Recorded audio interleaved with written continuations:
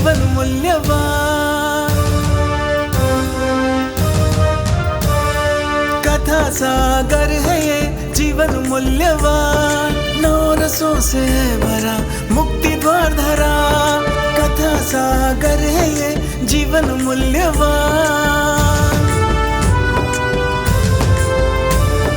महाशिव पार्वती संगम, मुक्ति धाम ये धरा। गुरु शिष्य का मिलन, जगत उद्धार ये धरा। ये धरा कथा सागर, ये धरा कथा सागर।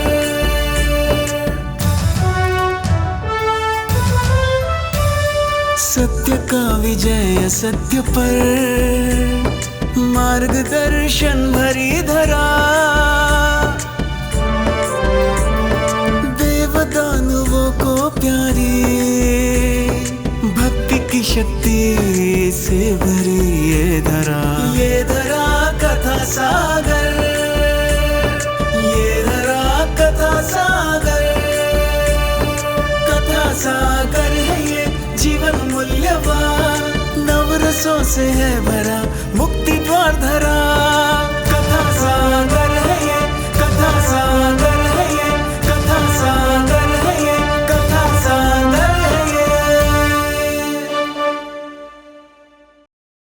पाणी की तपस्या से प्रसन्न होकर शिव उन्हें वरदान देते हैं और संतुष्ट पाणी वर्षोपाध्याय से मिलने आते हैं। शिव के वरदान से पाणी वर्रूचे से जीत जाता है, अपने ज्ञान को प्रमाणित करता है। शिव के क्रोध से वर्रूचे को पश्चाताप होता है और शिव को प्रसन्न करने के लिए वो वन चला जाता है। इसके बाद उपकोषा अकेली रह जाती है और उस पर हिरण्यगुप्त की दुष्ट दृष्टि पड़ती है और वो अपने मित्रों के साथ उसे पाने का प्रयास करता है। उनके इरादों को समझकर उपकोषा उन सबको पाठ पढ़ाने का निर्णय लेती है। अब आगे की कथा।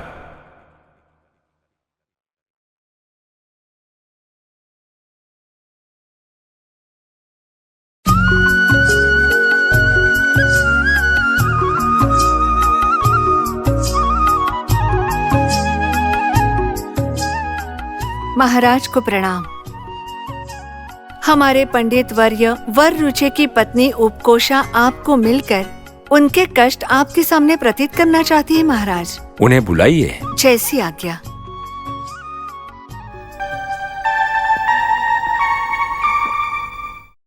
महाराज को मेरा प्रणाम।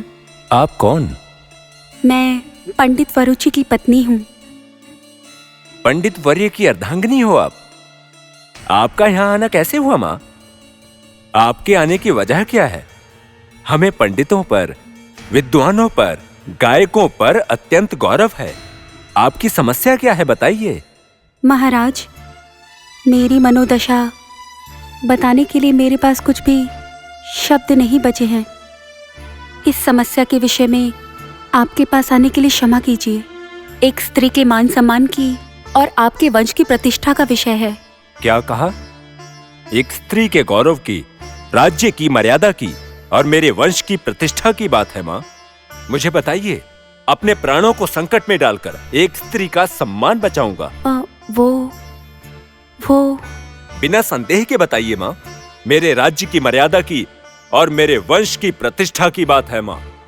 इस विषय में मुझे कुछ ना कुछ अवश्य करना होगा। जो कोई भी दोषी होगा उसे दंड दिया जाएगा। मेरे पति वरुचि शिव जी का अनुग्रह पाने के लिए तपस्या करने गए हैं। यही अवसर पाकर हिरण्यगुप्त, कुमार मंत्री, राजा पुरोहित और सेनापति मुझे अपने वश में लेने का प्रयास कर रहे हैं। क्या कहा? क्या ये वचन सत्य है माँ? महाराज से उपहास कौन करता है? अच्छा, यदि आप मेरा वचन माने तो मैं वेश बदलकर आपके गृह में आऊंगा। आप उन चारों को अपने गृह में निमंत्रित कीजिए। उन चारों का कर्तव्य मैं स्वयं देखूंगा। आप निश्चिंत होकर जाइए। प्रणाम महाराज। प्रणाम महाराज।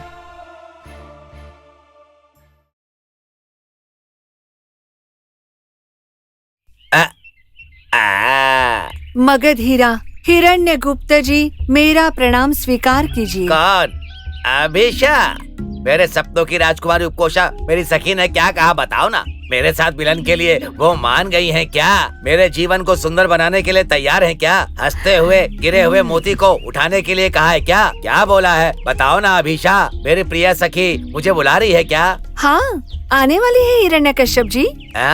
मेरा नाम हिरण्यकश्यप नहीं है, हिरण्यगुप्त है। मेरा नाम भूल गए क्या अभिषा? नहीं नहीं, याद है। मोह में खोकर आप ही खुद भूल गए हो क्या, ये जांच रही थी। ऐसा क्या? वैसे उपकोषा ने क्या कहा? बोलो अभिषा, बताओ अभिषा, कहो ना अभिषा।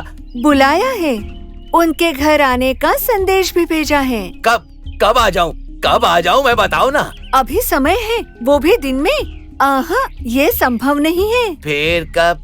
आधी रात को 12 बजे के बाद आपको उनके घर आने की अनुमति दी है। अभिषा, तुम अभिषा नहीं हो, मेरे अप्सरा हो। आहा, अमृत के वाणी के जैसे बात कर रही हो। तुम तो महान हो, तुम्हारी कृतज्ञता कैसे व्यक्त करूं? अभिषा, ये सामान तुम ले लो, ये खुशी के मौके पर मैं तुम्हें दे रहा हूँ और इसे भूल जाओ। ये सामान लेकर मैं क्या करूँगी? आपकी संपत्ति का कुछ भाग मिल जाए तो आप भी खुश और मैं भी खुश हो जाऊंगी। चिंता मत करो, उपकोषा मेरी हो गई तो मेरी सारी संपत्ति तुम्हारी है। मैं आज से आपका दास हूँ, आपके घर कुत्ते की तरह रहूंगा। ठीक है, तो फिर आओगे ना? हाँ आऊंगा, मर भी गया तो आत्मा बन करके उपकोषा को अपना बना लूंगा। हाँ हाँ, आने से पहले अच्छे से नहा धोकर अपने शरीर का मैल निकाल कर आना, बाकी का मैल हम निकाल देंगे। मैं चलती हूँ।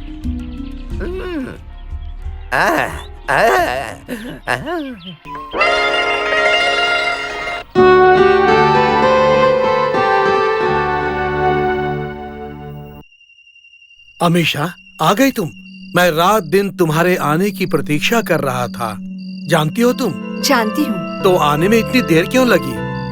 ठीक है, मेरी प्रेयसी उपकोषा ने तुम्हारे पास मेरे लिए क्या संदेश भेजा है? आपकी उपकोषा को आपको देखकर भय लगता है, बहुत ज्यादा भय। क्यों? मैंने सुना था आप जिद्दी हो और बहुत अहंकारी हो और बातों से लोगों का दिल चुराकर उन्हें दुख भी पहुंचाते हो।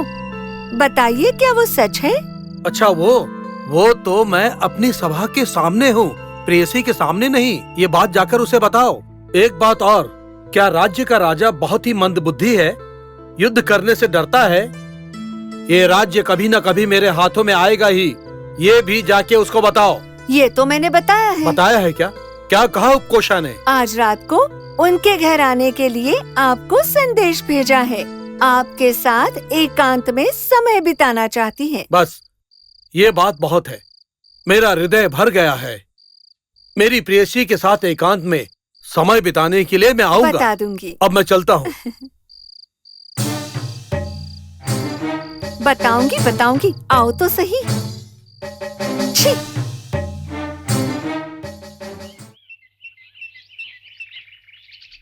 कुमार मंत्री प्रणाम। कौन है? कौन है? कुमार मंत्री मनमथा कुमार। कौन है? कौन है? मेरे साथ मजाक करना बंद करके मेरे सामने आओ, वरना मरण शिक्षा दूंगा।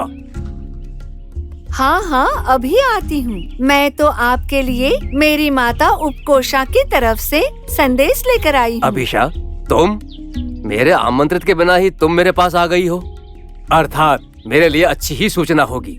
ये सत्य है? हाँ हाँ। मैं कितना भाग्यशाली हूँ। क्यों? कौन से विषय में? तुम्हें ज्ञात है मेरे भाग्य में उपकोषा को पाना लिखा है ना, इसीलिए। आहा, ऐसा क्या? बताओ, क्या कहा मेरी रानी ने? मुझसे प्रेम करेगी, मुझसे विवाह करेगी क्या? क्या कहा है? ऐसा कुछ नहीं कहा। हाँ चिंता मत कीजिए, आपको उनके घर रात को अतिथि बनकर आने को कहा है। सच में? कब आने के लिए कहा है? बताओ बताओ। सूर्योदय होने से पहले सब लोग नींद से ना उठे होंगे उस समय। ठीक है, मैं अवश्य आऊंगा। चाहे कुछ भी संकट आए या भूकंप भी आए, मैं अवश्य आऊंगा। उपकोषा को मैं अपने मुंह से हरा दूंगा। ये बात मेरी ओर से उसे जाकर बता देना। जाओ। ठीक है, अब आपका काम हो जाएगा। अर्थात आपका काम सही से हो गया, ये कह रही हूँ। ठीक है, जाओ जाओ।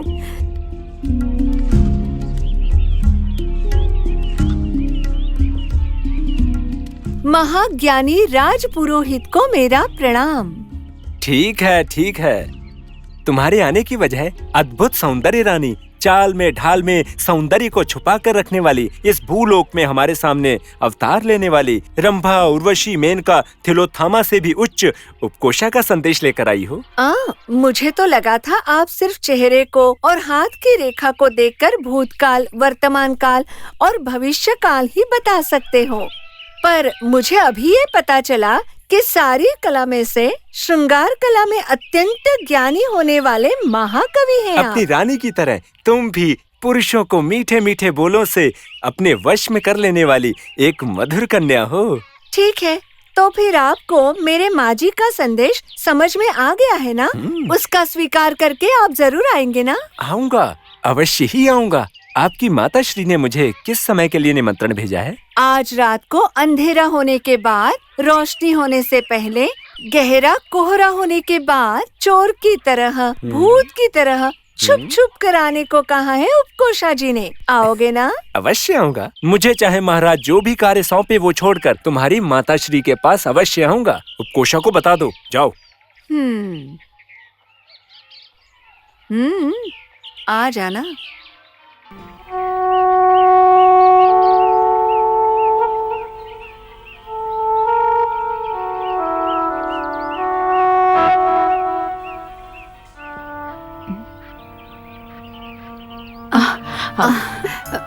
महाराज को प्रणाम। ये कैसे संभव? मैं राजा पुरोहित से मार्ग में मुझे मिला, उनसे वार्तालाप करके आया था। किसी ने मुझे पहचाना नहीं, तुमने क्षण मात्र में मुझे पहचान लिया। महाराज, मिट्टी से ढकने से हीरा बदल नहीं जाएगा, मिट्टी में रहने से ही हीरा मिट्टी नहीं बन जाता। निश्चित रूप से आपका तेजस, आपके चेहरे में दिखने वाली स्वच्छता हमें ये प्रमाण देता है कि आप ही महाराज हैं। इस विषय में मेरे शब्दों से अगर आपको कष्ट हुआ तो मुझे क्षमा कीजिए। नहीं माँ, कोई भी व्यक्ति धन संपत्ति से महान व्यक्ति कभी नहीं कहलाता है। उसके अच्छे कर्म की वजह से यदि प्रजा में अभिमान और सम्मान मिला तो ही वो महान पुरुष, राजा क्या महाराजा कहलाता है। प्रजा का संकट न हटाने वाला कभी राजा नहीं हो सकता। मेरे मानने में वो मूर्ख है। क्या कहती हैं आप? आप सिर्फ एक महाराज नहीं, आप महापंडित भी हैं। आपके हृदय में इतने महान विचार है, ये सुनकर मुझे बहुत प्रसन्नता मिलती है महाराज। मेरे ही राज्य में साथ में कर्तव्य निभाते हुए मेरे ही राज्य के अनुचर राज्य के स्त्रियों की रक्षा करने के स्थान पर उनके सौंदर्य को वश में करने की चाहना घोर पाप है। किसी और की अर्धांगिनी को बहलाकर धन या संपत्ति का लोभ देकर अपना बनाने का प्रयास करना एक महापाप है। उन पापियों को मैं क्षमा नहीं करूंगा। वो आ चुके हैं क्या माँ? नहीं प्रभु, पर समय हो गया है। आने दो उन्हें, उनका सर काटकर सिंह द्वार पर लटका दूंगा। महाराज, प्रजा की रक्षा करने के लिए, प्रजा को सही से पालने वाले आपके अनुचर आपके मान और अभिमान को कैसे आंच लगा रहे हैं, आप स्वयं अपनी आंखों से देखिए। आइए, आप दूसरे कमरे में छुपकर आपके लोगों की असलियत देखिए। ठीक है माँ, चलिए।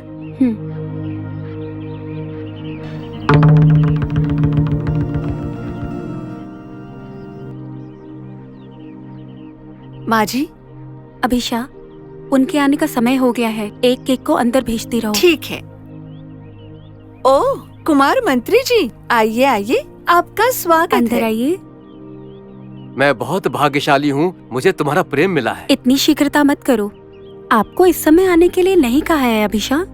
पता है, तुम्हारी सुंदरता के बारे में सोचकर मुझसे रहा नहीं गया, इसलिए मैं शीघ्र आ गया हूँ। रुको रुको, थोड़ा धैर्य रखो। ये क्या? राजपुरोहित भी हमारे घर की तरफ आ रहे हैं माँ? मैंने सिर्फ आपको बुलाया, राजा पुरोहित को भी आपने बताया क्या? नहीं नहीं, मैंने कुछ नहीं कहा, किंतु उसने चालाकी से सब सुन लिया होगा। किंतु अब क्या करें? ठीक है, एक काम कीजिए, आप यहाँ कमरे में जाकर अपनी आंख बंद करके आराम से बैठो। मैं जब बुलाऊंगी तभी आना। अभिषा, इन्हें अपना अंधेरा कमरा दिखाओ। ठीक है, आइए। उपकोषा, मेरी प्रतीक्षा हजारों नैनों से कर रही थी क्या? इतना प्रेम करती हो मुझे?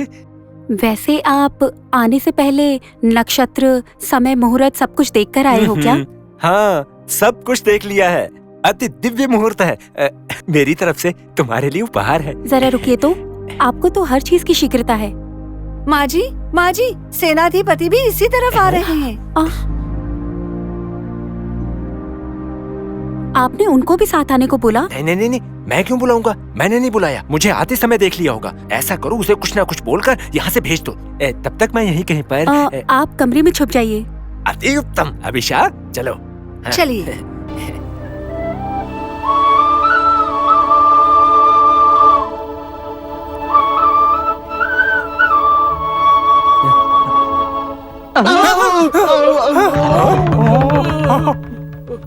उपकोषा, मैं आ गया। ये क्या, आप भी आ गए हो क्या?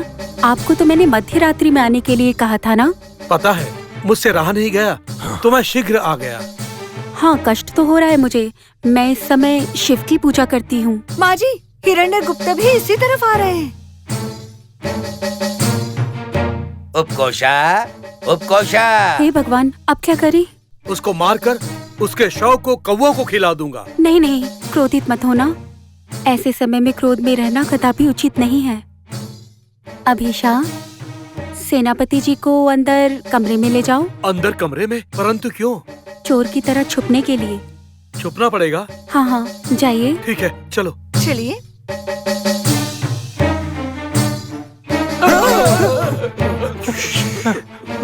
उपकोषा, मैं आ गया।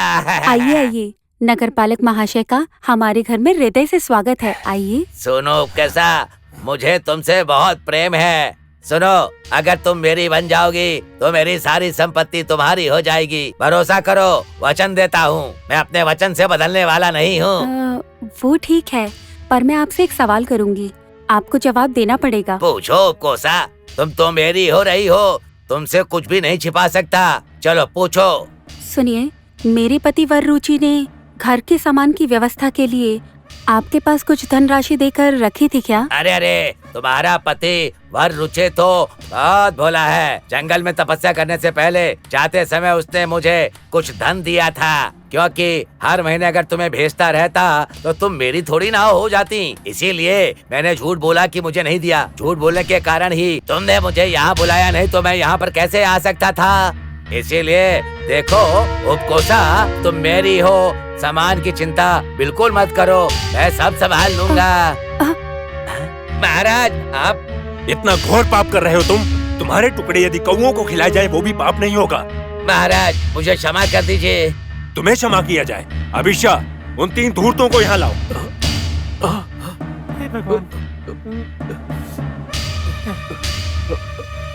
प्रभु, हमें क्षमा कर दीजिए प्रभु। हमें मरण शिक्षा मत दो प्रभु। हमारा मन दूषित हो गया था, इसलिए हमने इस पतिव्रता को पाने की चेष्टा की प्रभु। हमें क्षमा कर दीजिए प्रभु। क्षमा मुझसे मत मांगो धूर्त मनुष्य, उस महापतिव्रता उपकोषा से मांगो। अकेली रहने की वजह से उसको वश में करने का जो तुमने खेल रचा है वो घोर पाप है। उस पाप का दंड जानते हो क्या है? सर को धड़ से अलग। प्रभु,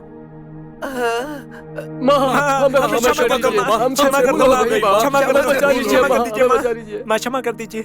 महाराज, इन चारों को अपनी भूल का एहसास निश्चित रूप से हो गया है। मेरी सुंदरता को देखकर मुझे हासिल करने के लिए इन 4 का प्रयास पूर्ण रूप से विफल हो गया है। आपसे विनती करके, आपको मनाकर, आपकी सहायता से इन 4 को रंगे हाथ पकड़ पाई हूँ। इनको मरण शिक्षा के बजाय देश बहिष्करण की सजा दीजिए, वही इनके लिए ठीक है। माँ उपकोषा, आपकी दया भावना देखकर मैं प्रसन्न हूँ। इन 4 ने यहाँ कर्तव्य का निर्वहन करते हुए आपको पाने का प्रयास निर्दयता के समान है। इस निर्दयता का जो दंड है सर कटना ही है, पर आपके कहने से मैं उनको राज्य से बहिष्कृत अवश्य करूंगा। वररुचि के आगमन तक आपके ग्रह की सुरक्षा का कर्तव्य मैं स्वयं संभालूंगा। माँ, चलो यहाँ से। चलते हैं महाराज, चलते हैं माँ।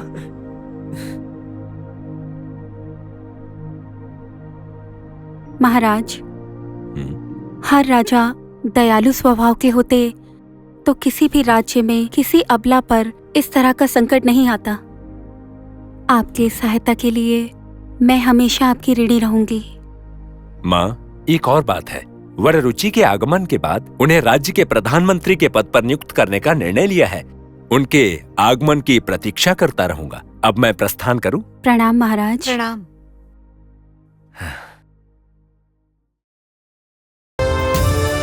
कथा सागर है ये जीवन मूल्यवान,